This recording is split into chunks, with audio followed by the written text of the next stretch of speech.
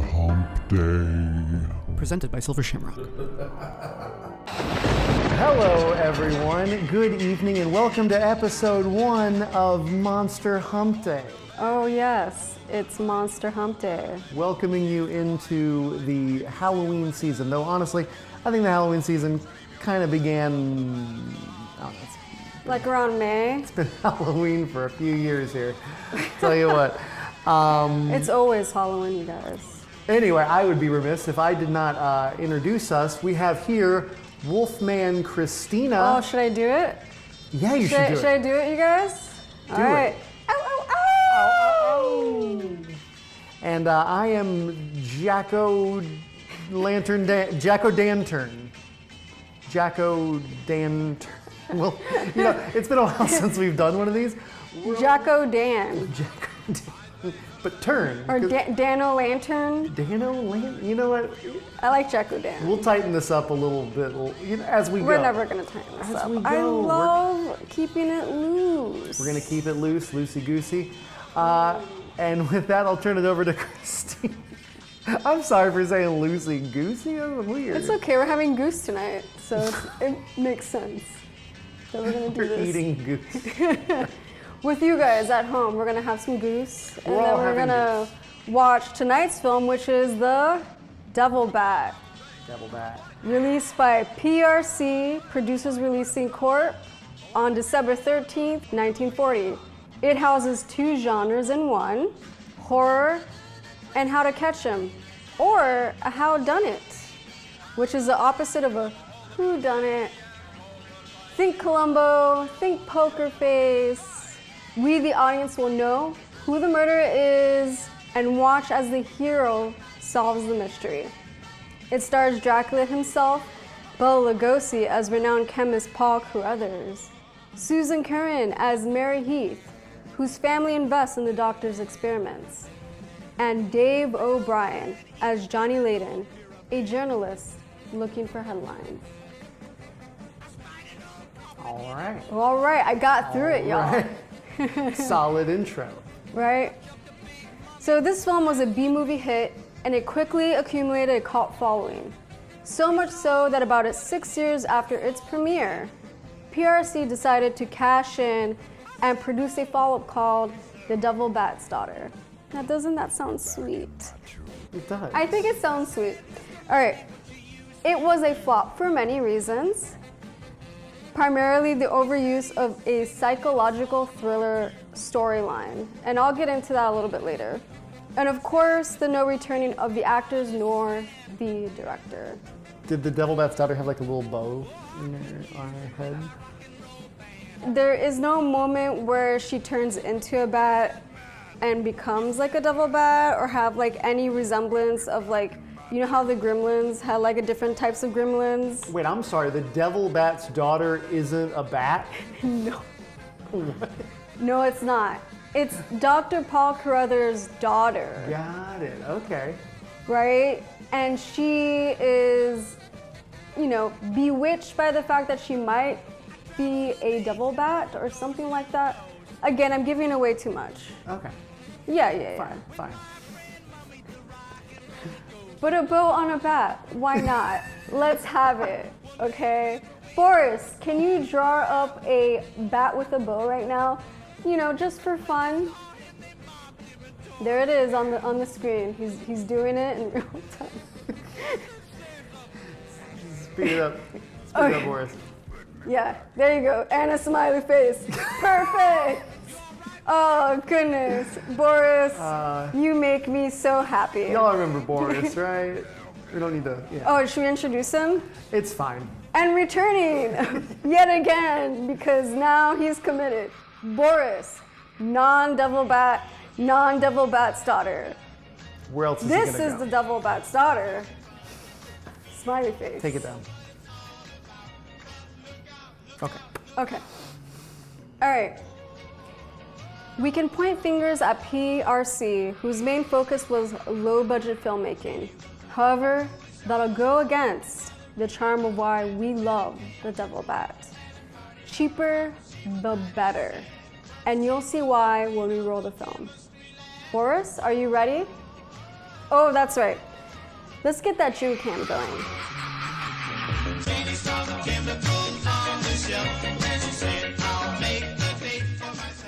We are continuing the Monster Hump Day tradition of cocktail pairings. Tonight's drink of choice is sangria. If you have these ingredients on the ready, then might I recommend you a drinking game. For every time someone says goodbye, drink a little more than your regular sip. Dan, would you care to demonstrate? Go for it. Ooh, go for it. Well, a little more, a little more. This is how much I want you guys to go, okay? Perfect. I gotta make sure they hear it. Do you want to do it one more time? Yeah, I'll do it again. For the camera, let's get closer on this one. Okay. Yeah. Come on in. Goodbye. Or if you hear the devil bat scream, I think drink after that too. Perfect. All right, let's roll the film. Goodbye.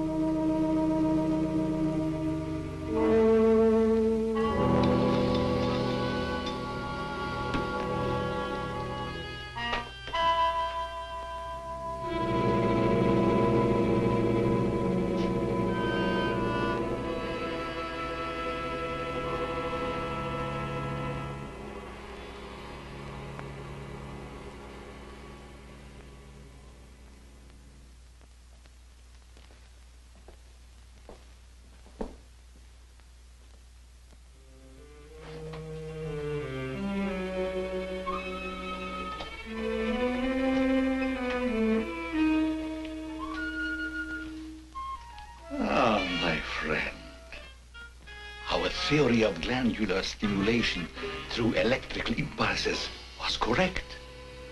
A few days ago, you were as small as your companion. And now look at you.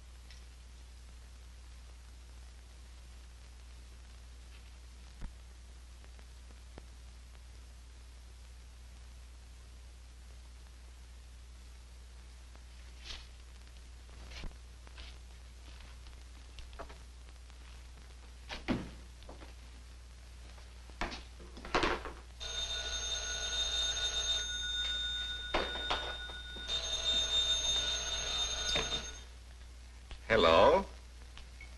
This is Dr. Carruthers speaking. Yeah, this is Heath. Yeah, Henry Morton and I are having a little get-together at my home tonight. We want you to come. Why, that's nice of you, and I appreciate it. But I'm very busy working on a formula for a new shaving lotion. Oh, but Doc, this is my daughter's idea. And she's going to be awfully disappointed if you don't show up. Don't take no for an answer. Make him come. Yeah, you see, it's a sort of a special occasion. I bet Mary is going to announce her engagement to that young rascal, Don Morton. Tell her I'll be there. Goodbye. Well, it's all arranged. He's coming. He's going to be surprised when he finds the special occasion is to present him with this bonus check. $5,000.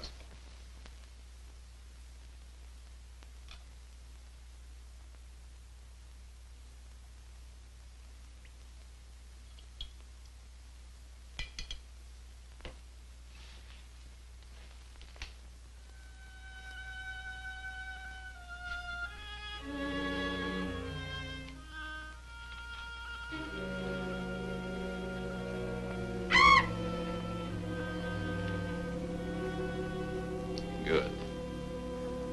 You have not forgotten. You hate this strange oriental fragrance, even while you sleep. Just as you did before I made you big and strong.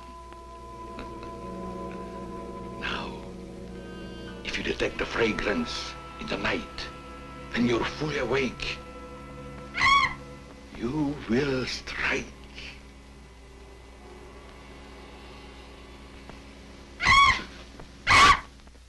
Yes, you will strike to kill. Well, Doc's late. Wonder if he's been called out on a case. Perhaps I'd better phone him.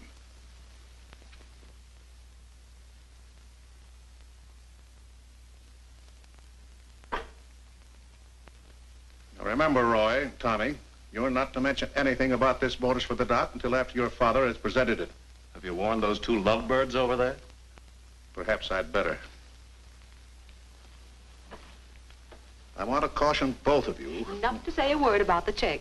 Until you're ready to spring it on him. Your father will make the presentation, Mary. Why don't you unveil it like a statue? Then we could all be in on it. You know, I think it'd be a better idea to put it in a bottle and launch him with it. You must have gotten that idea out of a bottle. Well, the Doc isn't coming. What? Oh, what a shame. Oh, he just got busy with his new formula and forgot all about us. He'd forget the formula if he knew about that $5,000 check. Well, why don't we all go up there and give it to him? No, I wouldn't do that. He doesn't like visits when he's experimenting. Well, Roy can take the check up to him. Sure, I'll take it. Shall I make the Doc a speech when I give it to him? You won't have to, Roy. The check speaks for itself. Yeah, and says a mouthful. Son, tell the Doc we're awfully sorry he can't be with us. But of course we understand how busy he is. All right.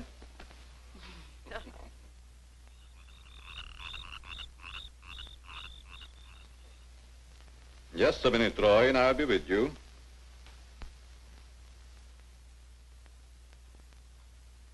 That's it, all right. Now, what can I do for you? We were all sorry you couldn't be there tonight. Yes, but you see, I'm busy. Something important, very important. Yes, of course. Mr. Morton and Dad had planned a little surprise for you. A surprise? It's in here. Well, let's see what it is. $5,000. What's this for? Just a little token of the firm's appreciation. Oh, I see. A bonus. Well, it's awfully nice of you, Father and Mr. Morton. I will thank them personally tomorrow. I'll tell them, Doctor. Well, aren't you curious about my new formula? Yes, of course, only I didn't want to be inquisitive. What is it? A new shaving lotion. Smell it. Pretty strong, isn't it? No. The scent evaporates a short time after you've used it. Try a few drops. Now rub it on the tender part of your neck. Here.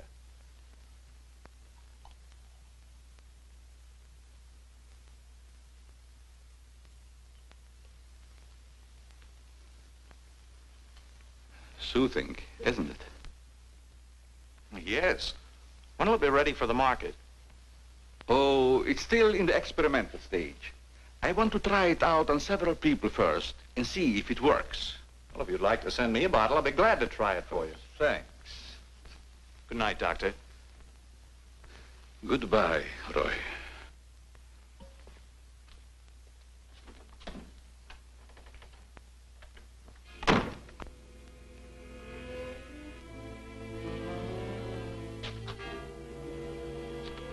Lovely check, isn't it, Doctor? They are wealthy because of you. You made them rich, Doctor. It was your formula. Tonight they gave you $5,000 and wanted you to come down to their house and thank them for it. That was your money they gave you, like a bone tossed to a faithful dog.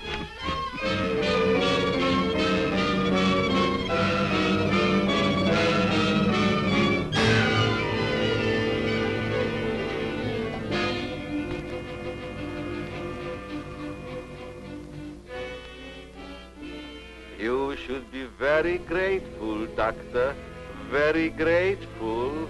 They are rich and happy, thanks to you. And what have you got, Doctor?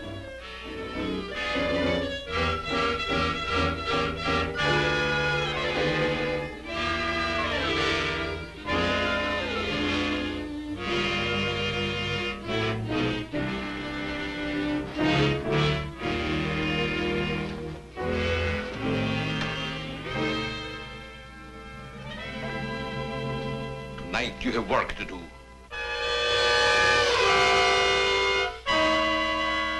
It's time you were on your way.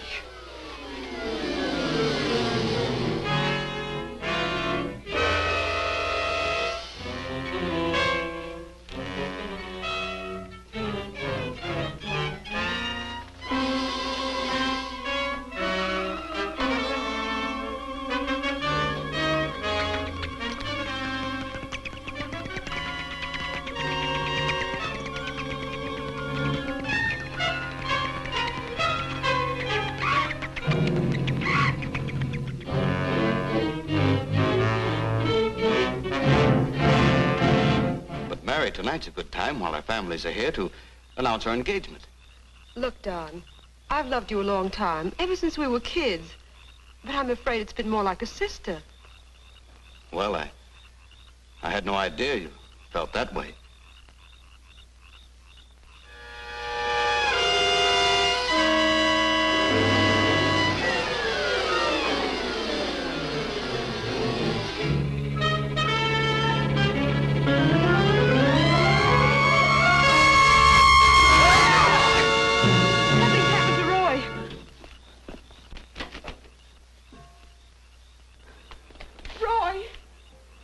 I better call Dr. Carruthers. Oh, please hurry. There's nothing I can do. You mean he's dead? Yes, I better call the coroner. You think it's murder? I don't know. I never saw anything like it before. The jugular vein is severed.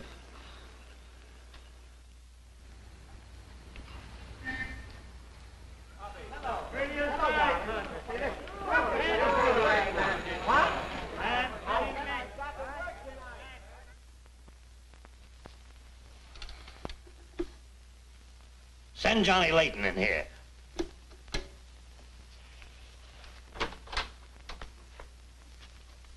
Well, what have I done now? Who wants me fired this time? Nobody yet, but it's still early. This came in from Heathville. It's a mystery killing. Old Martin Heath's son. Who's Martin Heath? Who's Martin Heath? Say, have you ever had a date with a girl? A girl? Oh, yes, a girl. I believe I did take a girl out once. Well, did she smell sweet? Of course she smells sweet. Most girls do. Well, that's because of Martin Heath Cosmetics Limited. They make all that goo that the women put on their faces so they won't have to wash them with soap and water. I get it. A big man, huh? Yes, and a big advertising account. Grab yourself a photographer and get along over there to Heathville. The coroner's holding an inquest. Find out who really killed old man Heath's son. Okay, McGetty, I'm on my way.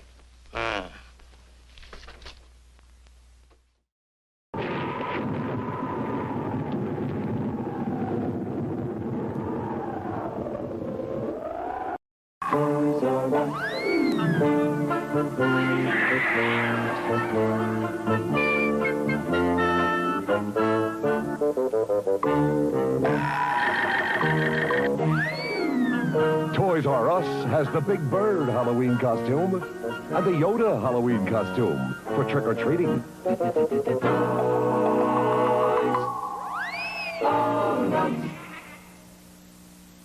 Never, never, never, ever, ever. Rayovac is providing free personal kid-size flashlights for use when trick-or-treating Halloween night.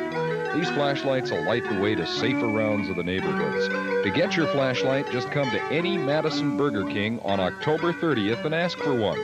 No purchase is necessary, and Burger King will give you a special treat bag and a coupon good for the soft drink of your choice. But the supply is limited, so get to Burger King early. And remember, be safe this Halloween.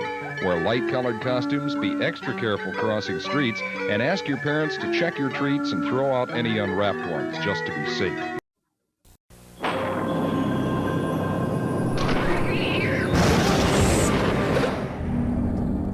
Welcome back to Monster Hump Day.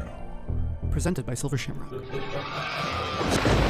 Our first victim, Roy Heath, son of Martin, brother of Mary. The Heath family and their firm is under attack by a devil bat, a literal bat that has leveled up with the help of a special servant. It's huge.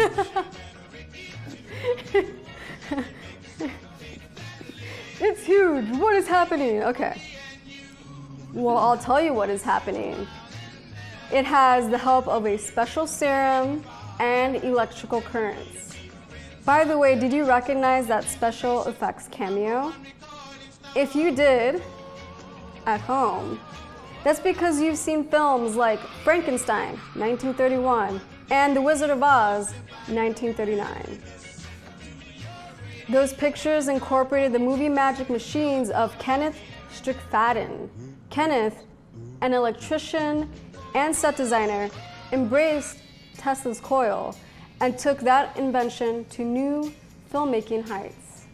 His tallest apparatus was Megavolt Senior. That'll be a great nickname for Boris, huh? Megavolt Jr.? Ooh, I like it. Oh, he hates it. How about Cosmic Ray Diffuser? No? All right, we've pushed him too far. We'll think of something, don't you worry. Needless to say, Kenneth's creation spawned a need for all Hollywood production houses, big and small, to equip their special effects department with new toys. New toys means new movies shaped around them. I wanted to get that in there. We thank you, Kenneth. Cheers. Now back to the film. Actually, wait. Before we get back to the film, I thought it could be fun to get everyone into the Halloween spirit, just a little bit. I know it's early October, but it's never too early to start thinking about your Halloween costume. All right, Dan O'Lantern, I'm ready. I don't love the nickname Dan O'Lantern. Gonna say, so let me just scoot the computer in here. There we go, seamlessly, so seamless right there. Don't, we'll chop that up a little bit. I thought when it comes to finding a good Halloween costume, who better to look to than the stars, right? Who's got better ideas than our celebrities? So I thought we'd take a look at a couple celebrity Halloween costumes just to get us, inspired for the coming season. So here we go. Why don't we? All right, get me inspired. Sure. Here we go. Right over here. Boris, you want to throw those up on the screen while we? Because it wouldn't be fun if it was just. If we were just looking at this just and us then looking at a laughing. computer. Okay, here we go. First one up. We've got Liv Tyler as Oven. I think she's baking something. I think it's actually bun in the oven. I don't know if she was pregnant at the time. I hope so. Oh my God. If she wasn't pregnant, it doesn't make any sense now. Doesn't make sense. But when I first saw this, when she wore it many moons ago. Oh, you remember when this happened? Yes. My thought was, ooh, interesting. Now I'm thinking, oh, purpose behind it. It's a costume with a message. Yeah. And here she is at what looks like a Buca de Beppo. I don't. But if can we zoom into the kid behind her? Just look at. Also, he's not in costume, which makes me wonder whether or not this is actually Halloween, or if this is just some. This is how she eats spaghetti. She's like, I'm going to Buca de Beppo. I need a barrier between me and the people. Give me my oven costume. Hold on, I need no one to recognize me. Right. I'm gonna come dressed as an oven. Because no one would think, no one would see someone dressed as an oven and think it's Liv Tyler. They were like, no, she's dressed in some fancy evening gown if she's Liv Tyler. No, she's dressed as a bun in the oven. But I think you'd be too distracted by the costume to know that it's Liv Tyler. So it's. And what do you do at this moment? You see her, do you go up to her and say, hey, I loved you in that movie, you know, that thing you do? What is this? What's happening right now? Also, are do you need okay? Help? I'm gonna call your dad. Her dad's no help. Anyway, great. So that's Liv Tyler as oven. Let's check this one out. Oh, this is my favorite. Here we go. That's Snooki as milk carton. As a missing child. As a missing child on a milk carton. That makes on a milk carton. What does that say? Call 1-800. It's an 800 number. 555 lost. Lost? Oh. Yeah. This is great though. And I love like her whole outfit, which we can't really see too well. It doesn't take part of a missing child outfit. No. Like there's no blood or like a bones or something to show like maybe an aftermath. Like, are they missing or are they dead? She doesn't answer it. She's in her club wear, which is great. They're completely incongruous. There's two different ideas happening here. It is great. Yeah, so good. And I don't even know what's behind her. No need to really investigate either. I don't think we'll ever crack that mystery. Okay, here's one more here. An old favorite. Raphael. Man in New York City. Raphael as Man in New York City. Doesn't he wear that well? Yeah. You guys. Is he even a turtle? Be still my heart. Is he? Be still my heart. I don't know. This is me when I'm in New York City. I'm Raphael, Man in New York City. Aren't we all? Yes, we are. At one time or another. Now, I would be remiss if I was presenting Halloween costumes by celebrities if I did not mention the Queen of Halloween herself. Let's say it all together. Heidi Klum. That's right. That is it's a foregone conclusion.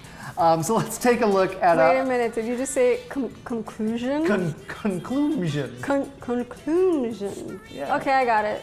It's a foregone conclusion. It resonates.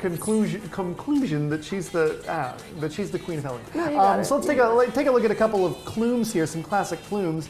We got first and foremost, Alien. Just a really elaborate looking alien. Yeah, and I guess her victim? Yeah, some sort of like woebegone astronaut who, it doesn't look like the astronauts. I love the shoes going on here, these platforms. Yeah. Very nice. Very, very nice. Very spacey. A lot of tubes here. All right, Boris, if we could change it up. The next one we got here is just a chimpanzee. Okay. just a chimpanzee. Okay. The nipples do command a lot of attention. But it doesn't even feel like it's from a movie or anything. I don't think it is. That's the thing with Klum. She's often not doing IP. She's just doing things she sees. Or maybe things she imagines. I don't know if she's seen the alien. But I imagine it's like chimpanzee this Halloween. Just a realistic looking chimpanzee with some very distracting nipples. Yes. I think that actually makes the outfit. I feel like if she didn't have that, then I would be very disappointed. The eyes definitely go there first. Yeah. And then you travel the age. But where's his nipples? Good question. I mean, at least like a little nub. A nub. A little. A little nub. Something to hint at it, even if there's hair on it. No, I agree. Yeah. It's a mistake. Mm-hmm. But do better next time. That mistake is not Klum's mistake. That's this dude. Whoever this dude is. I doubt he's designing his outfit outside of her. Yeah, I feel like this is a Klum decision. Yeah. This is a Klum call. Anyway, we did say, or I said, that Klum does not often do IP, but when she does do existing IP, she does it really well. Who could forget this from a couple years ago? We've got Fiona and Shrek. Absolutely horrifying, isn't it? Yeah, it's a lot of green. It is. I'm not one of those Shrek people. I agree. You know how there's like Shrek people? Yes. That love Shrek? Yes, I do. I feel like it's the Harry Potter crowd. Yeah, that's a one and the same type of thing. Mm-hmm. Yeah, not a Shrek person. Not a Shrek household here. All right? Nope. We're a Matrix household. We're a Matrix household. There's two types of households. There's Matrix households and I only Shrek say this because I remember seeing Shrek at the same movie theater as I saw Matrix Revolution. Not even the first Matrix. Okay, the third Matrix. Oh, was it Revolution? Which one's the second Matrix? Reloaded. Reloaded? Yeah. Reloaded. I saw Matrix Reloaded. Welcome to Matrix Chatter. Where we talk about where we saw the Matrix movies. Anyway, you wanted to get back to the film? I do now. Okay, what's up? Boris, take it over.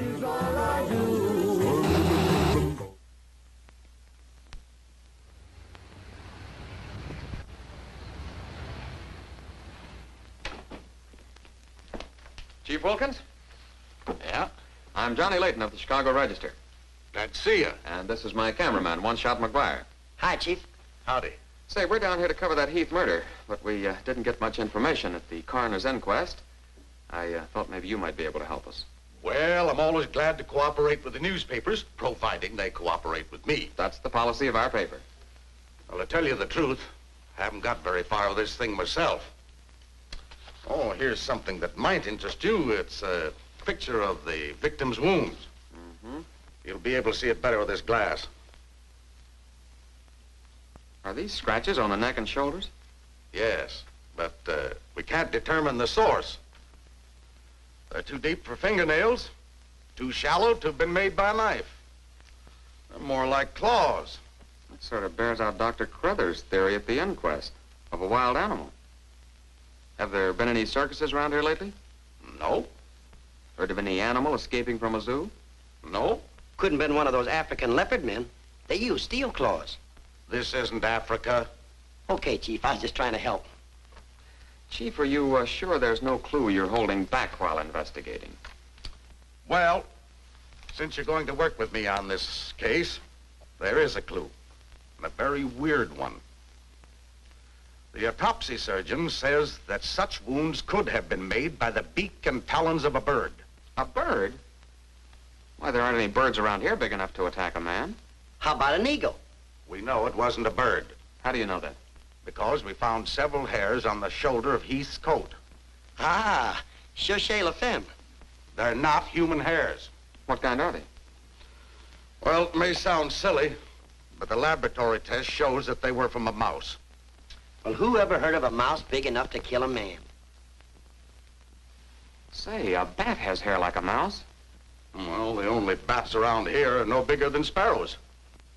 There was a peculiar odor about the wounds, but they were so faint and elusive that the police chemists have been unable to identify it. Then it does give us something to work on. Well, if the scent was a clue, it's been destroyed by evaporation. Say, Chief, do you mind if I do a little sleuthing around on my own account? Certainly not. Go ahead. If I can help you any, why... You can. Miss Heath seems to be the nearest to an eyewitness of the crime. I'd like to have a talk with her. Can you arrange it? I think I can. Well, Dr. Crothers refused to let her speak to us. We tried that this morning at the inquest. Well, don't you worry about Dr. Carruthers. He's one of the finest men in Heathville. He just thought you'd add to Mary's grief so you could get sensational newspaper stories. I'll arrange an interview. Thanks, Chief. I'll keep in touch with you. All right. 48J. Miss Heath, did your brother have any enemies that you know of? Why, no. Everybody in the village liked Roy. Mm-hmm. Well, what did he do at the factory? He had charge of the experimental department where the new products are developed. Oh, here comes Dr. Crothers. Hello, Doctor. Hello, Mary. I took a shortcut from my laboratory through a garden hedge. You met Dr. Crothers at the inquest this morning. Yes. Mr. Layton, I hope you'll forgive me if I seemed a little abrupt. But I'm fond of Mary. And considering the ordeal she already went through, I wanted to protect her from dwelling too much on a tragedy. Of course. You were quite right. We're working on the case with the police now. Yes, I understand. Chief Wilkins phoned me. And if I can be of any assistance, just call on me. Thanks. Won't you sit down?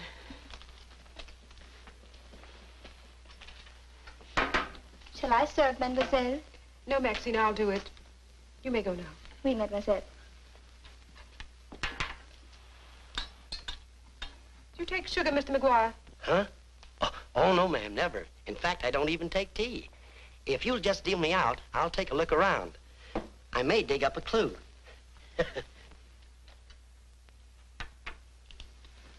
What do you think of Dr. Crothers' theory about a wild animal, Mr. Layton?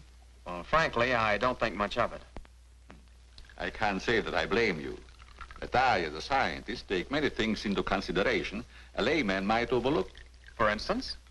The jagged nature of the wound, the rapidity with which the murderer escaped, the scratches from talons or claws. But when an animal attacks a human, there's bound to be a lot of noise. You heard Miss Heath testify there was no sound of a struggle. No. Only those awful screams. It's very puzzling, very mystifying. Doctor, when you last saw Roy, did he seem worried or nervous or moody? No, not at all. On the contrary. He was in the best of spirits. Well, I've got to get back to the village now and follow my story. You'll excuse me?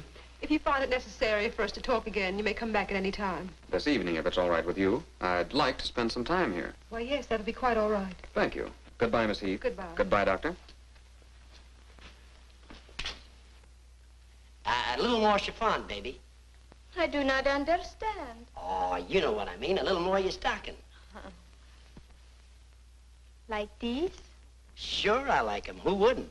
Now, hold nice and still, because this is going to take a little time.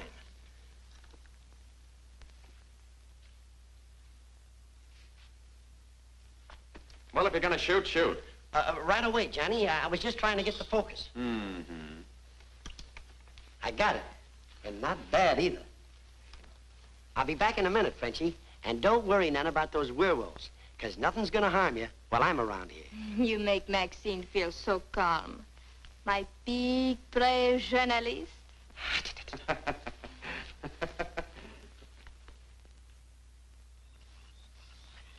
This is my idea of nothing at all. Sitting here waiting for an animal to give us an argument. Look at that moon. And I had a date with Frenchie. Oh, stop crabbing. We're supposed to solve a murder. You, Big, brave journalist.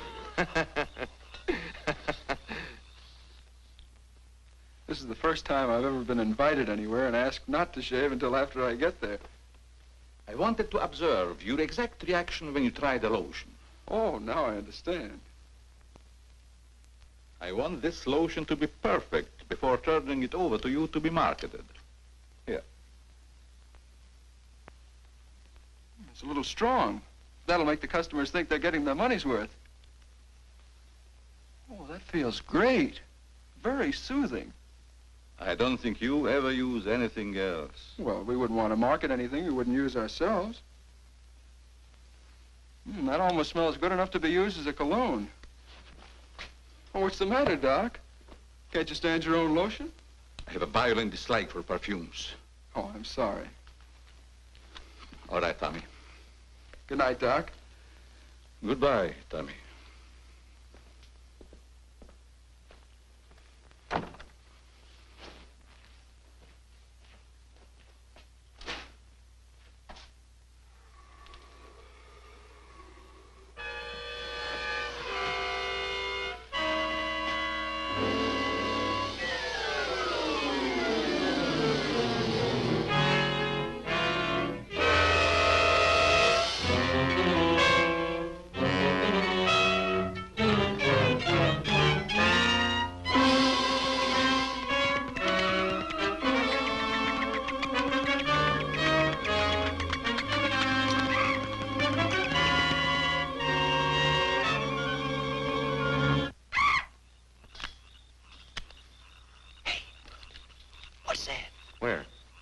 Yeah, something's moving.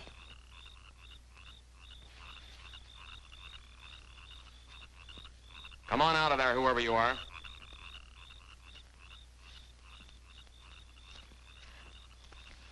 What are you doing out here, Miss Heath? I thought you might want some company. Shall we sit down? You know, you shouldn't be wandering around the garden at night after what's happened. Neither should you. Well, but it's part of my job. Mine, too. Roy was my brother. Be careful, I think it's Tommy. Hello, Tommy. Hello, everybody. Hello, Tommy. darling. What's up, sis? Mr. Layton wanted to stay in the garden for a while, so I joined him. Don't tell me you're waiting for that animal Dr. Carruthers mentioned. So you don't believe it either? I certainly do not. It's ridiculous. But somebody or something killed your brother. And I suppose you're working on the theory that the murderer always returns to the scene of the crime. Perhaps I am. Well, not for me. If you'll take my advice, Mary, you'll leave these gentlemen to their vigil and go to bed. That's what I'm going to do. Good night. Good night, Tommy.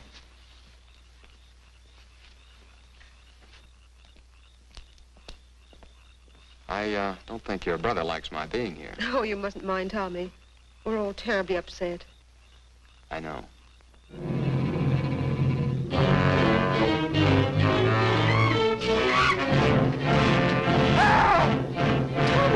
Come on.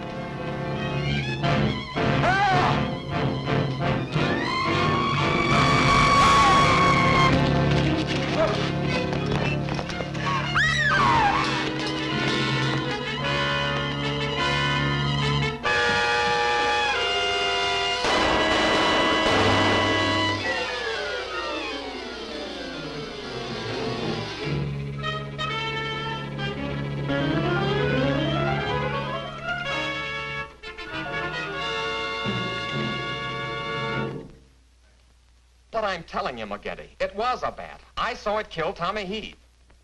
Listen, Johnny, I want you and One Shot to come on home or I'll fire both of you.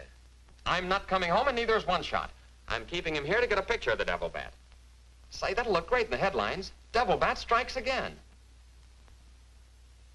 Listen, don't tell me it had horns.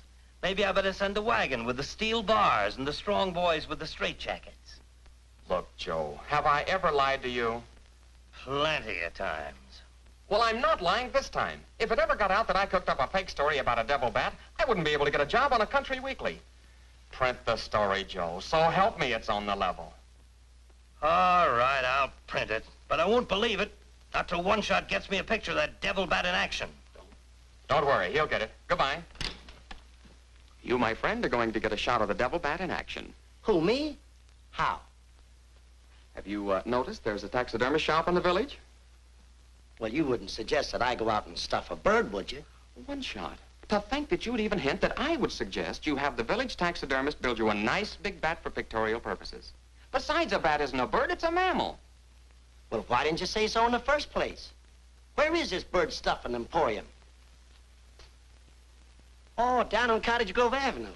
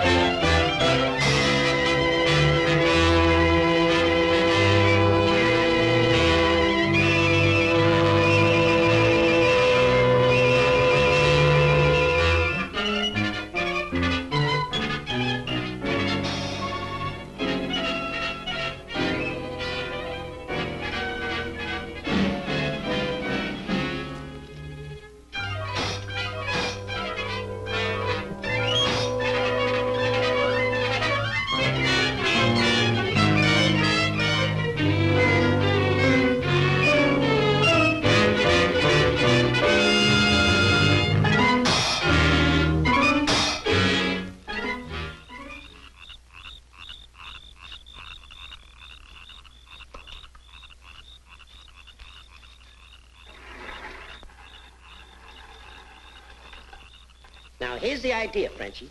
You hang on to the bat till I get my camera set up. And when I raise my hand, you give the bat a good shove, and it'll swing out just like it's flying. Then I can get a swell picture from my boss. Get it? Oui. I am wise, no? No, but hang on to the bat until I raise my hand, huh?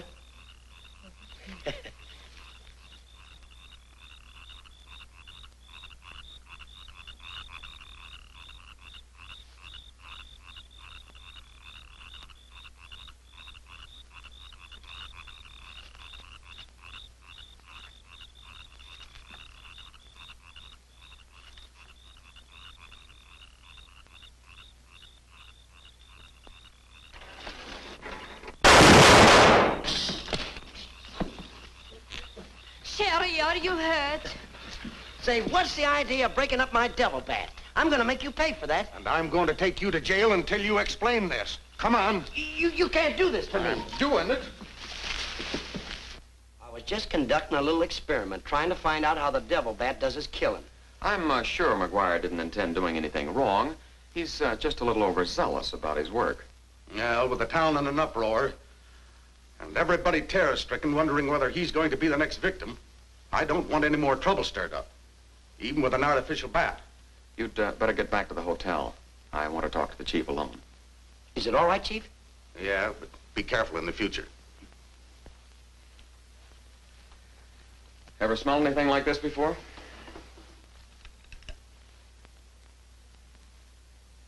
Well, yes. That's the same stuff that's been on every one of the devil bat's victims. Where'd you get it? Found it in Don Morton's bathroom. Find out where Morton got it? No, I didn't want to arouse suspicion by asking questions till after it's been analyzed. You think it has any connection with the murders? That's the way it strikes me, but I can't figure out how. I'll get the police chemist on it right away. I'll snoop around, see if I can find out where Morton got it. Well, it probably came from down at the Heath Cosmetic plant. I've men working on a theory of a disgruntled factory employee committing the crimes. It's certainly more than coincidental that all the victims have been members of the Heath and Morton families. Yeah. Looks like a plot to wipe them all out. I wish the rest of them would leave town until this crime is solved. You're worried about Mary, aren't you? Well, yes. I've been urging her to leave, but she won't go without her father. And he insists on remaining here to help clear up the crime. And worse than that, neither Heath nor Morton will let me give them a bodyguard. I guess we'll just have to wait for something to break. Good night, Chief. Good night, Johnny.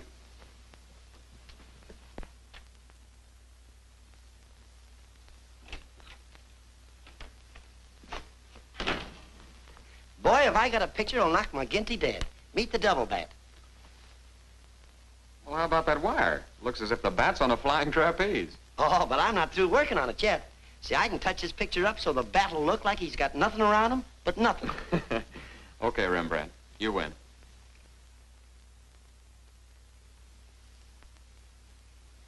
This is your news commentator, Walter King. Tonight we're broadcasting from the little village of Heathville, where an alleged devil bat has claimed 3 victims during the past 6 weeks.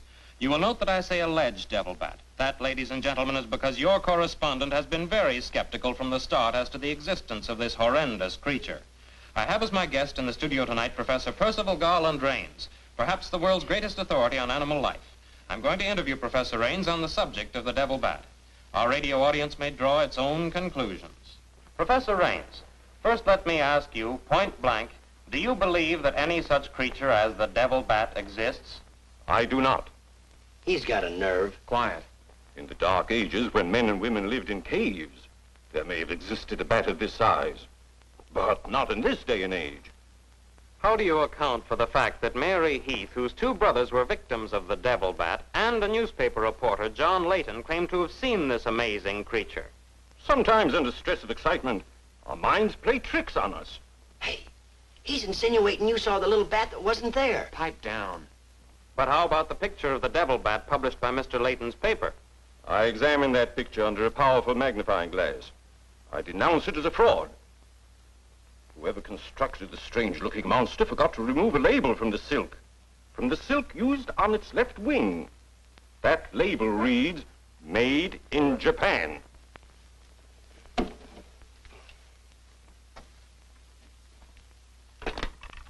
Put through a hurry call to Heathville. I want to talk to Johnny Layton. He's at the Heathville Hotel. One guess who that is. Yeah, McGinty.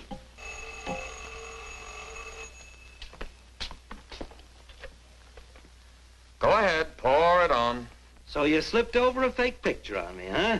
Well, you're fired, both of you. And I'll see to it that you never work on another newspaper as long as I live. Made in Japan. You tell One-Shot McGuire he ought to be snapping photos in a booby hatch. Both of you, come on in and get your final checks. Oh, no. We're not coming in to get anything. All right, so we're fired. But we're staying here just the same. I saw that bat.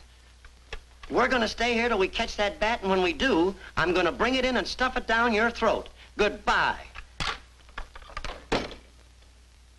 Well, we're fired. Again. That's him calling back to apologize. Now you give him a good scare. No use begging us to go to work for you again, McGetty. You fired us and we're staying fired. Oh, Mary, I thought it was somebody else. Johnny, why did you make a joke of a tragic thing like this? But it wasn't intended as a joke, Mary. I was only trying to get the news.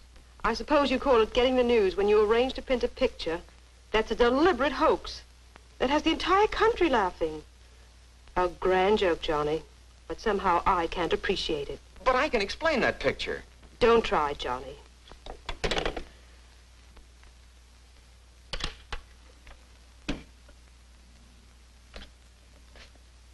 Made in Japan. I ought to skin you alive and nail your hide to a barn door. This Halloween, party with your favorite monsters during Halloween Horror Nights at Universal Studios, Florida. And right now, carve out savings of up to $16 off admission with this special coupon you'll find on 2 liters of Pepsi. For details, visit a Pepsi display near you. Halloween Horror Nights at Universal Studios. Hurry to Ticketmaster today for advance tickets, while you can still slash the price. Come to the haunted house for tea. You'll never know quite what you'll see. The pictures have eyes, the walls have ears, and nothing's as it first appears. There's a vampire bat, and an animal ghost, things that are good on a piece of toast, a pair of fangs and a pumpkin head, all in a sauce that's rich and red. Heinz Haunted House. It's our speciality.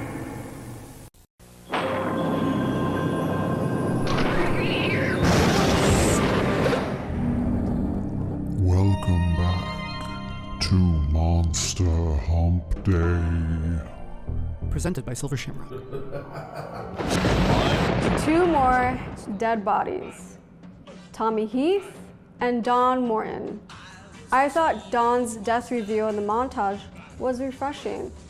It starts with his new aftershave application. Cut to Dr. Carruthers' monster being let out to wreak havoc. Cut to newspaper headline reading, Devil Bat strikes again. I tell you what, that director, Gene Yarbrough, made a lot of great decisions. And I'm not the only one who thinks so. PRC thought so too. For their sequel, The Devil Bat's Daughter, they pulled a Silent Night, Deadly Night 2, using segments from the original to help build the story. Silent Night, Deadly Night 2 is a fantastic film. I think my brother Zachary put it, it's 60% the previous film and then 40% memes. I assume that's what the Devil Bat's Daughter is as well. It's harder to say than the Devil Bat. Speaking of my brother Zachary, quite an accomplished film critic in his own right, and he wrote up a little piece on the Devil Bat. I'd like to read an excerpt from it. Real quick, if you don't mind. Thank you, Zachary. The Devil Bat. This film certainly comes out of an era when any hint of taking a horror plot seriously or creating any unsettling atmosphere was no longer in vogue. At the very least, Lugosi is sober enough in nearly every scene to still project a very tired simulacrum of diabolical menace. I love it.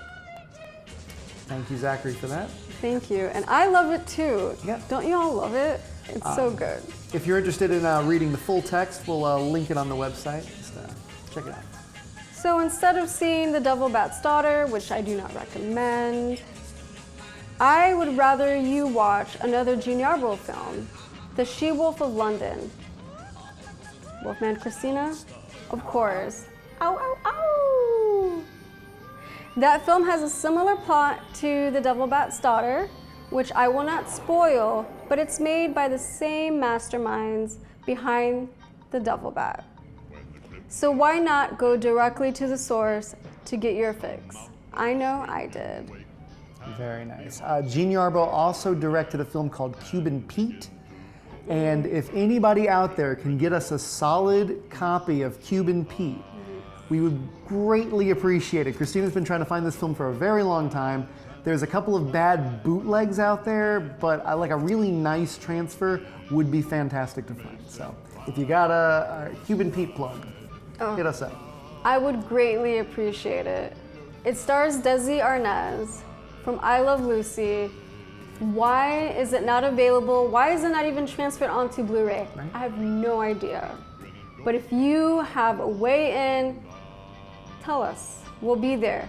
Heck, we might even do a little bit of a Monster Hump Day for it. Who knows?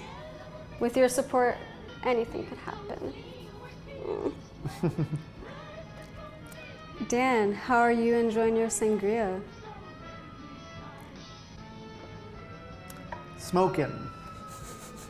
Because of Cuban Pete, you know, the mask. The mask, yeah. It was great. It was somebody a great answer. stop me.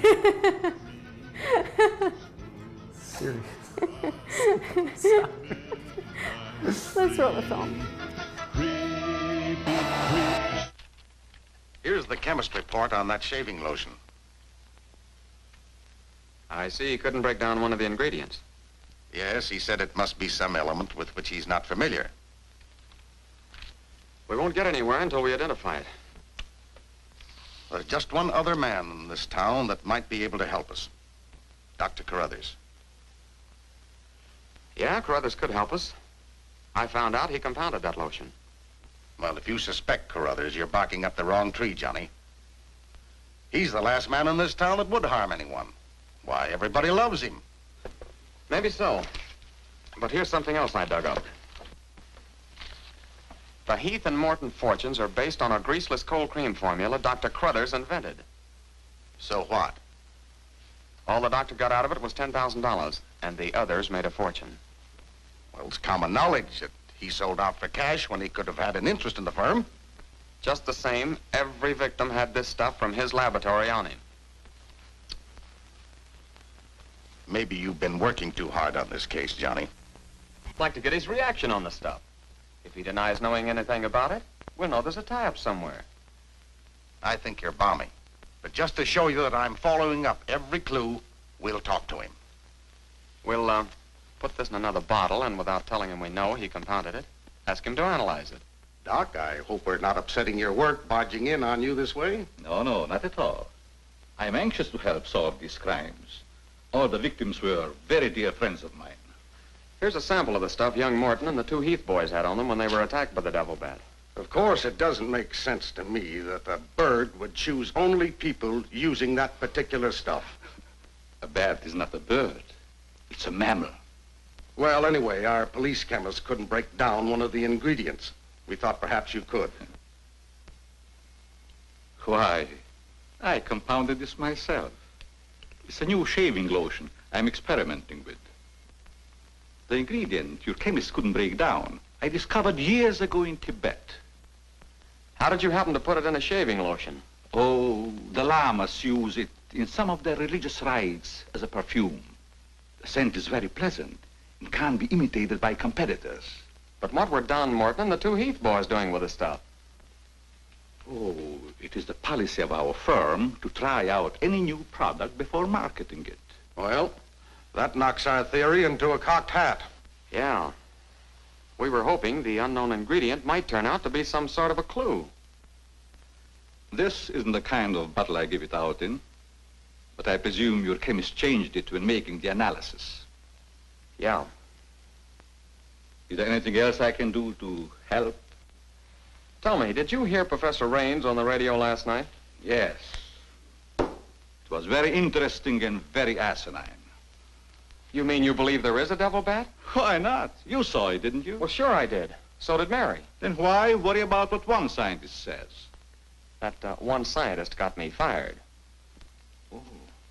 You mean your newspaper discharged you? That's right. Oh, that's too bad. Then you'll be leaving Heathville before the mystery is solved. I'm afraid not. I'm going to stay here and work with the chief. Since you're going to stay here for a while, I would like you to try out a bottle of the new lotion and tell me how you like it. And you too, Chief. No, not me, Doc. If my wife ever smelled perfume on me, she'd suspect me sure.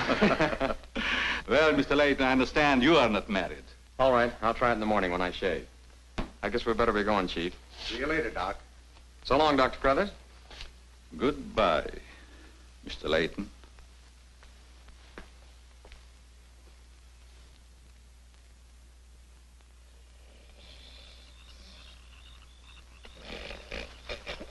What's the matter? What's the matter? Does that smelly shaving lotion put you to sleep? Well, why'd you tell the doc you're gonna use it if you think it's smelly? Oh, I don't know. I guess I was a little ashamed of ever suspecting the old duck. Well, I like it, and I'm gonna tell him so. What time is it? After midnight. Midnight? Oh, they ain't no use of waiting around here any longer. This must be the bat's night off.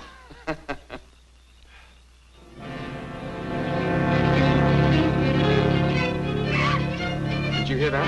Yeah.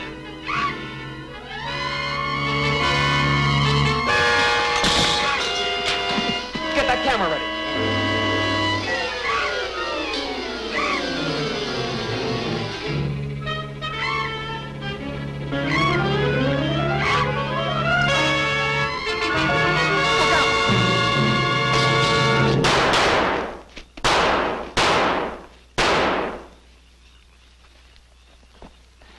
You got him. Listen, Johnny, I'm gonna cook that bird personally for McGinney, and I'll even stuff it myself.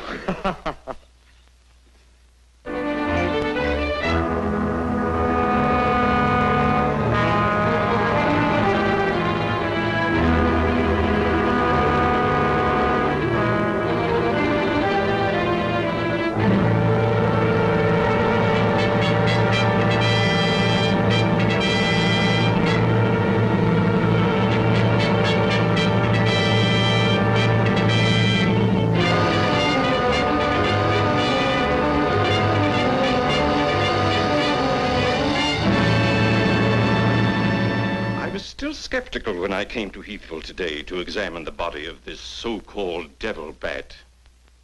But after seeing it personally and making exhaustive research, I've arrived at the conclusion that the creature is the lone survivor of a type of giant bat which existed in great numbers during the early part of the Neolithic age.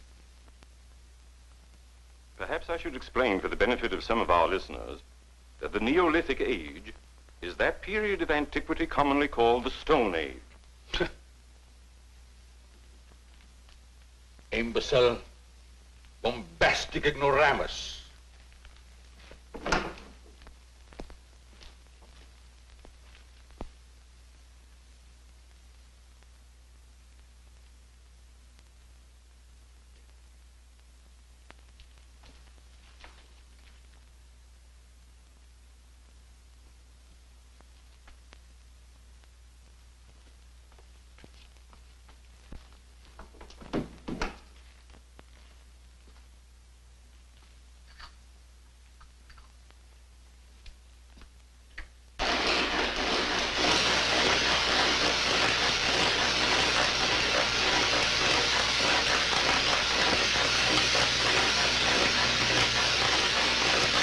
Sorry, McGinty, but One Shot and I are not interested. At your prices.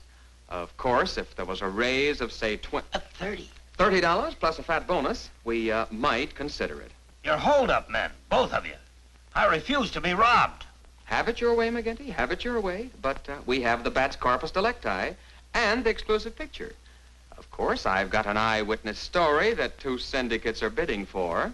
And don't forget, you gotta pay us for the time we were fired. That's better. Now you're talking, boss. Okay, we're working for you again. We'll gather up the loose ends and see you in a couple of days. Goodbye. Come in. Hello, Johnny. Well, Mary. Johnny, I came to tell you that I'm sorry I said what I did the last time we talked. Do you suppose... well, I don't know how to say it, but... I do. Miss Heath, do you suppose that little French girl would apologize to me if I looked her up? Well, positive she would.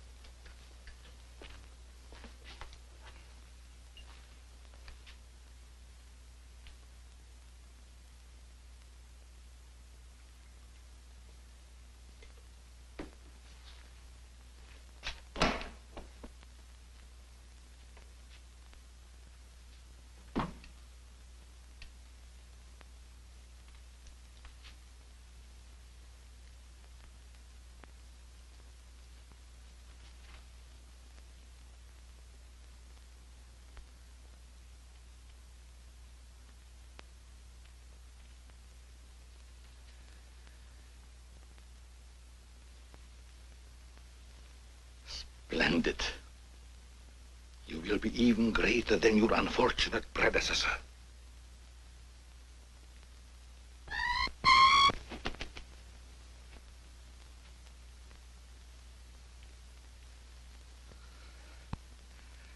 Enraged, aren't you? Fine. I'm enraged also. Tonight I shall call on Henry Morton, and you shall strike him down. Henry, the lotion has turned out to be better than I had hoped. I want you to try it. Well, just leave it here, Doc, and I'll try it in the morning after shaving. Smells good, doesn't it? Yes, but isn't it too strong? No. Evaporation quickly tones it down just to the right scent. Rub a few drops on your face. Well, I'd rather wait until after I shave. Then my skin will be more tender and receptive to a lotion. Just a little here. The texture of the skin there is always very delicate. I give you a few drops in your hand.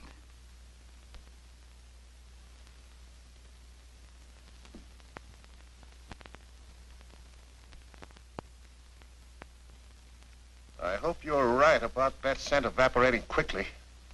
I smell the high heavens. Perhaps that will be the secret of its success. Well, you can never tell what's going to happen in this business. You can believe me, Henry. You don't have to worry. Yes, I can believe that, Doc. All of your formulas have been highly successful. Oh, I've been going over the report of the company's annual earnings. A net profit of over $1 million. Not bad, eh? When you remember what we built on. A mere $10,000 for your formula. You shouldn't have demanded all cash, Doc.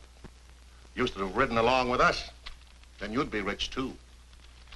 Oh, but then you've had a lot of fun in your laboratory with your experiments, dreaming up something new.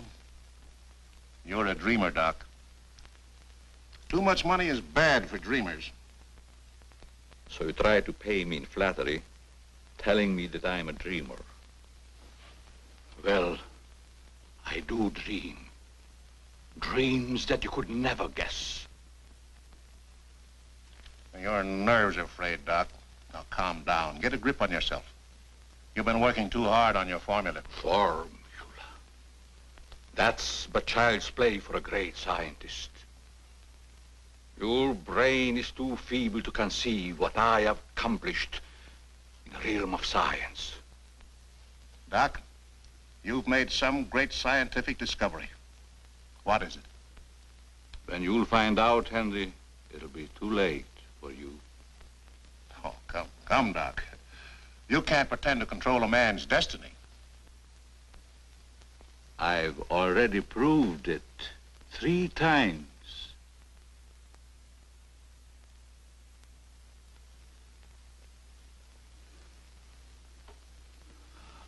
Sorry. Perhaps you're right, Henry, about my working too hard. I guess I'm a little tired. I better go home and get some rest. Sure.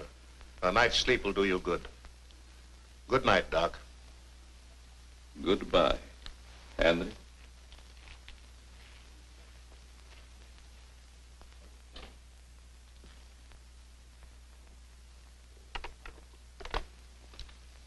.36J. Hello? Oh, that's you, Martin? Yes, Henry. I want you to call Chief of Police Wilkins to come to your house immediately. It's very important. Chief's here now. Well, don't let him leave until I get there. What on earth's happened? I think I've got a clue to all those murders.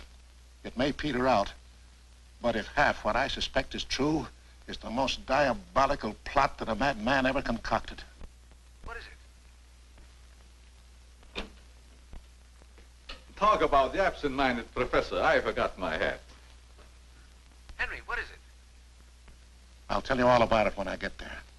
I hope I didn't intrude on a private conversation. No, nothing important.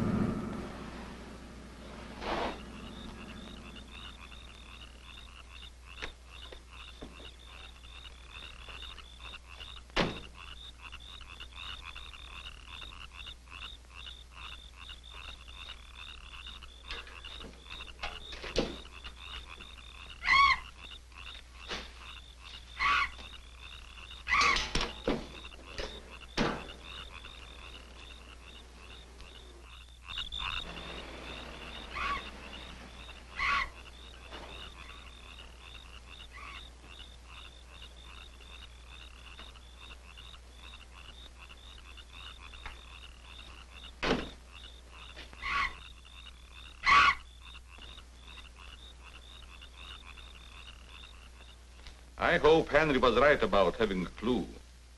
But why didn't he explain more about it when he phoned? When I insisted, he changed his tone as if he'd been interrupted.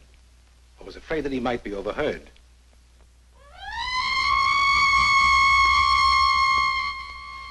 What is that squeaky sound? Oh, just some night noise. Help!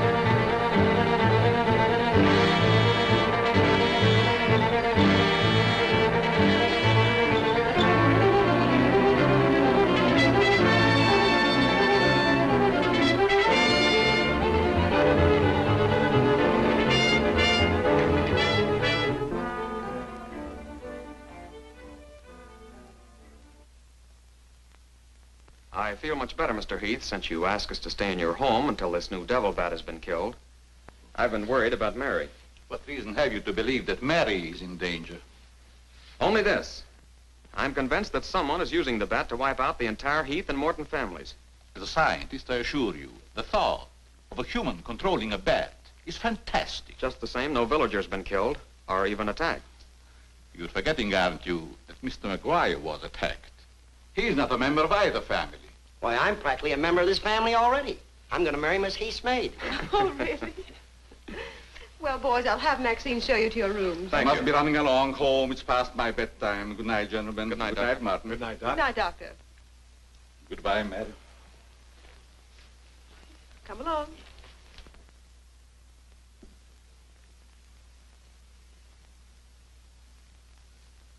Maxine? Oui, mademoiselle.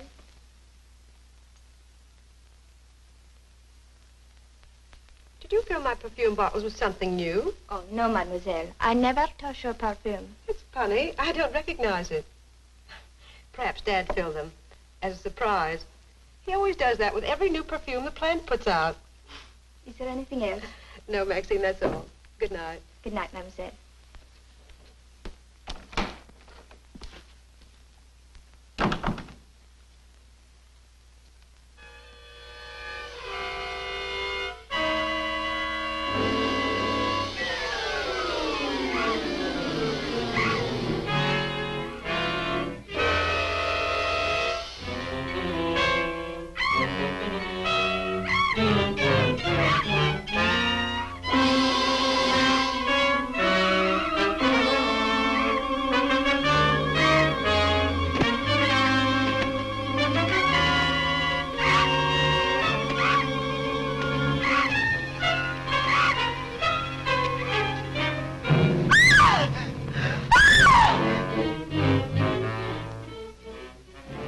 Mary, what happened? It was trying to get in the window. A big bat.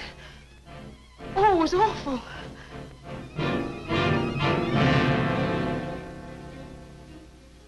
Mary, I want you to tell me everything you did just before that bat tried to get in.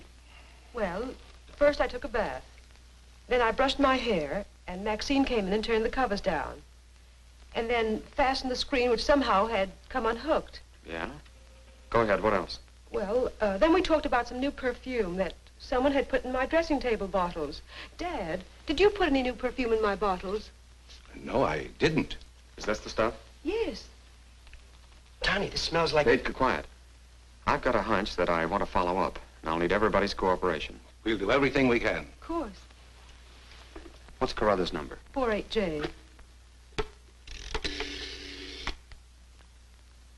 Operator, give me 48J, please. Hello, Dr. Carruthers. This is Johnny Layton. That's right. Something terrible has happened to Mary. Can you hurry over? I'll be right there. Good. Oh, Johnny, I'm all right. I don't need a doctor. That's where the cooperation part comes in, Mary. You'll have to pretend to be a nervous wreck. Mr. Heath, you and one shot must help her trick Dr. Carruthers into staying here as long as you can. Where are you going, Johnny? To, do a little private bat hunting.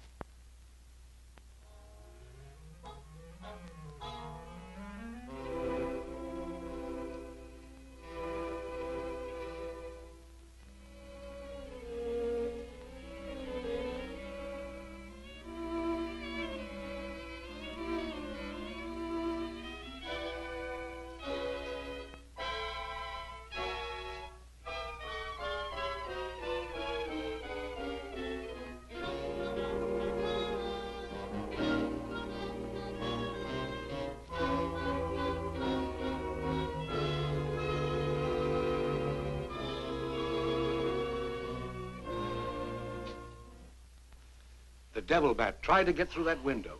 She's suffering from fright. I give her a sedative. Where's Mr. Layton? Why, I guess he's out in the garden hunting the double bat. Layton is a very brave young man. Give Miss Heath one of these every half an hour. Oui, doctor. It will quieten her nerves. But, Doc, hadn't you better stay until she's quieter? She'll be all right in the morning.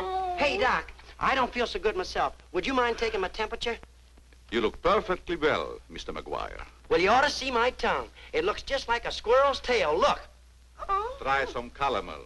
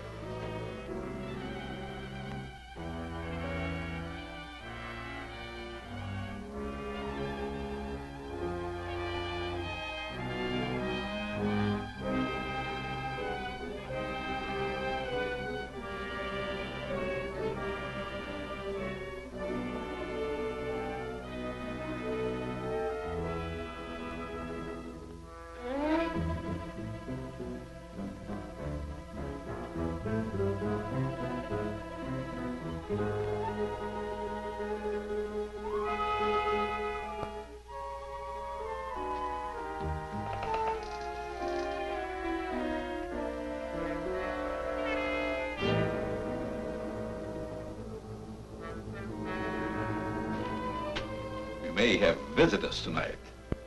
And it would be dangerous for me if they found you here.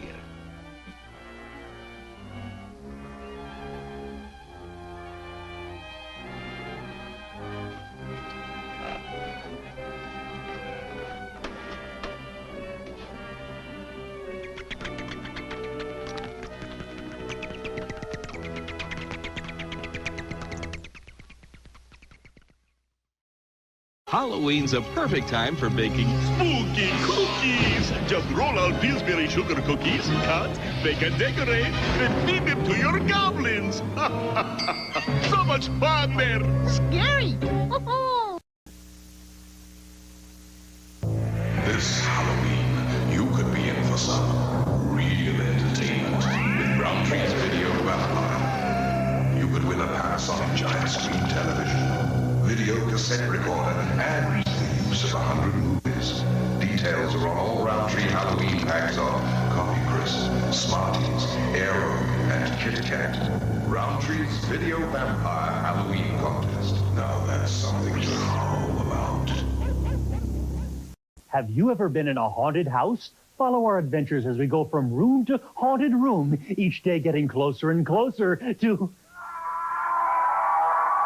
lots of interesting things like ghosts, the inside-out people, and other ghouls and goblins. Call me now. I'm Mr. Fright. You're not afraid of me, are you?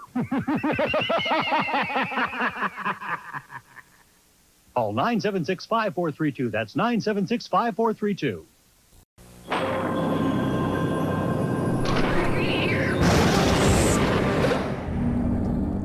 Welcome back to Monster Hump Day. Presented by Silver Shamrock.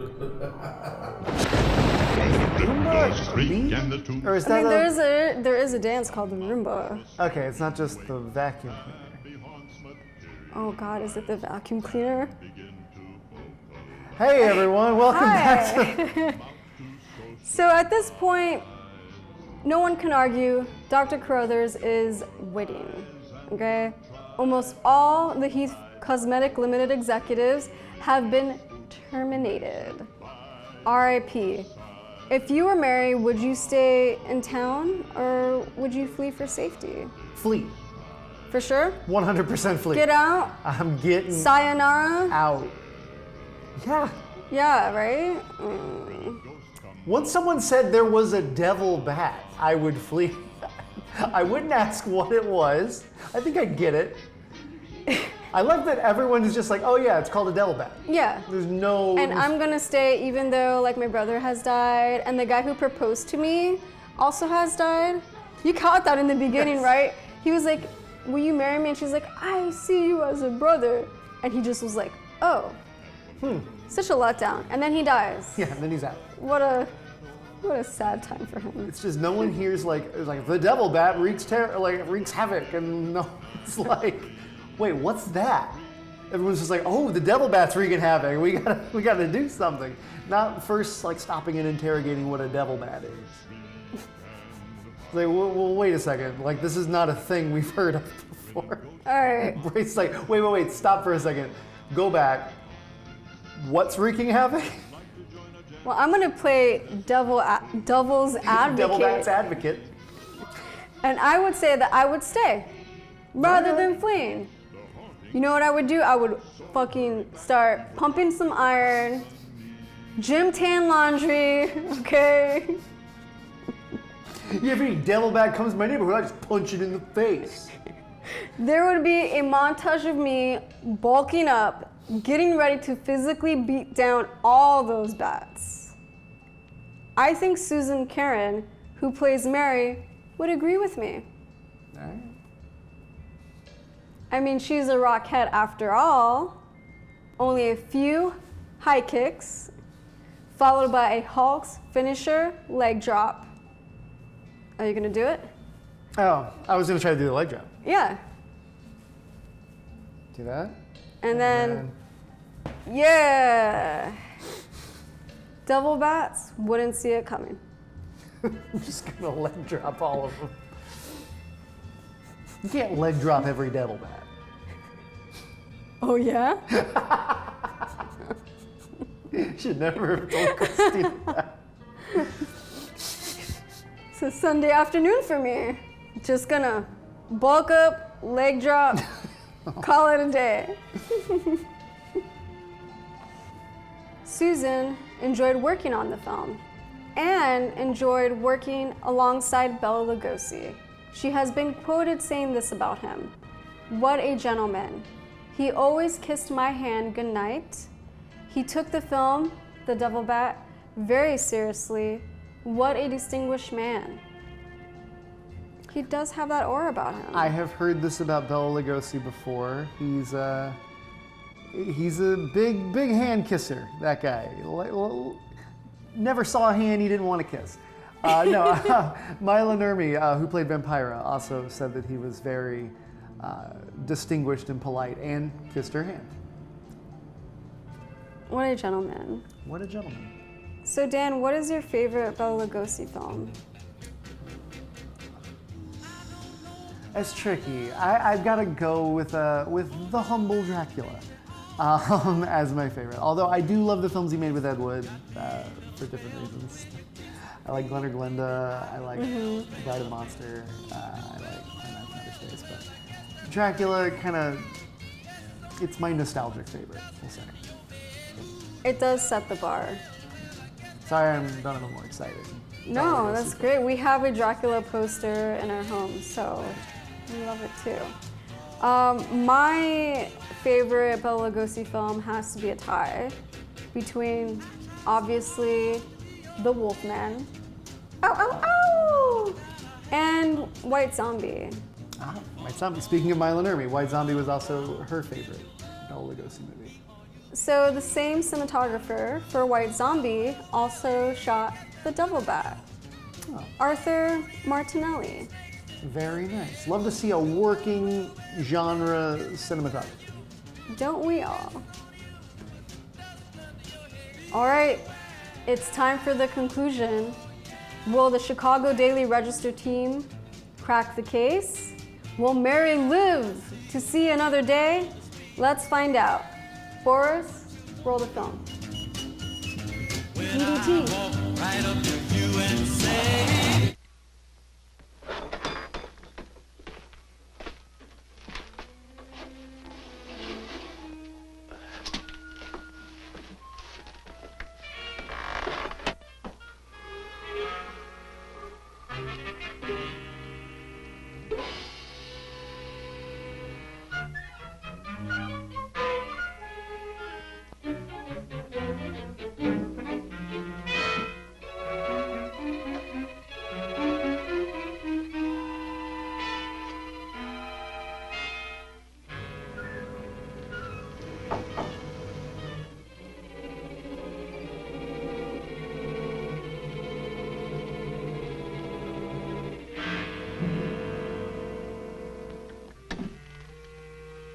Hi, Doc.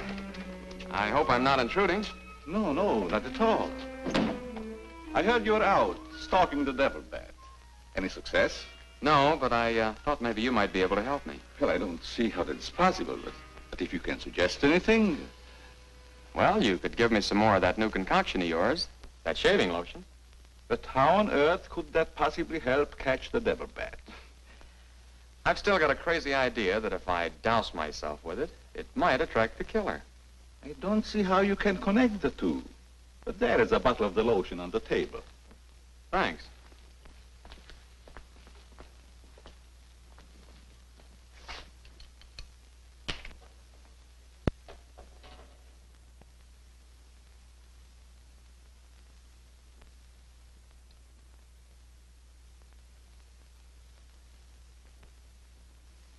You see, Doc, I figured out something. All four of the murdered people had this lotion on them when the devil bat struck. Now, my plan is to sit in the garden, and when the killer makes one of those power dives, I'll blast him. Leighton, I'm afraid all these murders have affected your mind. Maybe you'd like to come along, Doc, and be an eyewitness. I'm sure it would be just a waste of time, but I'd be glad to watch your experiment. Good. I knew I could count on you to help me.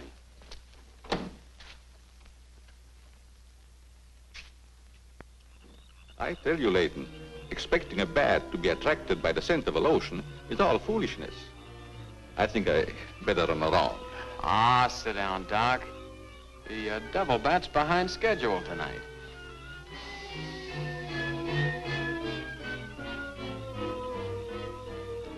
You aren't very chummy tonight. What's the matter? Firearms always make me nervous. Oh, I thought maybe you didn't want to be sitting too close to me. Just in case the Devil Bat does show up. According to your theory, the killer wouldn't attack me. I haven't any of that lotion on me. You have now, Doc. Why did you do that? To make it a 50-50 proposition, Doc. Now sit down, and don't try any shenanigans.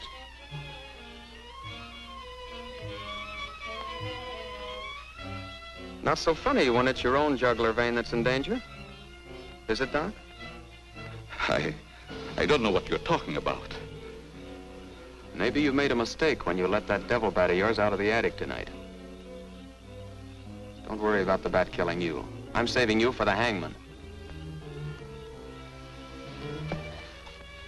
Tell me, Doc, how did you develop a monster bat like that? You wouldn't understand the scientific theory.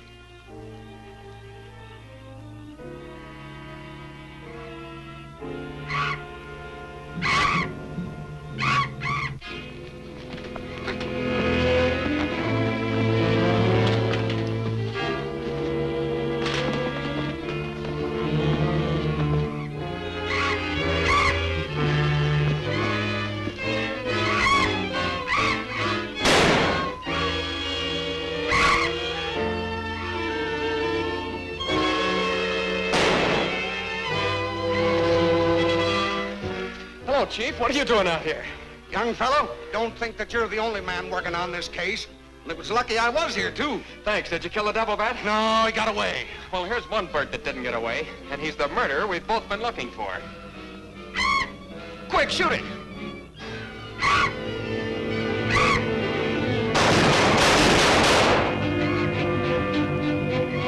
Where is it? It's gone. And so's the doctor. Did you get the bat? What happened? Doc Carruthers is the murderer, and he's hiding somewheres in the garden. You fellas get back to the house and guard Mary. Come on.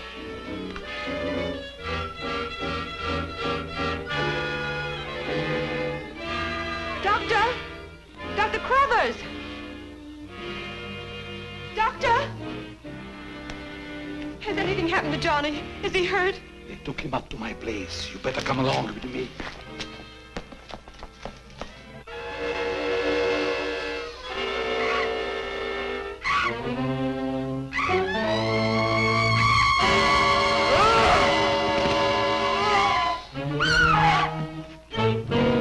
That was Mary.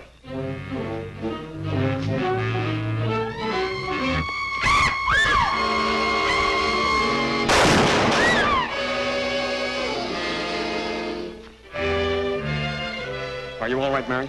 Go help Dr. Carruthers. He's over there. That devil bat belonged to the doctor, Mary. He created it to commit those murders. Well, it's too late to help the doc.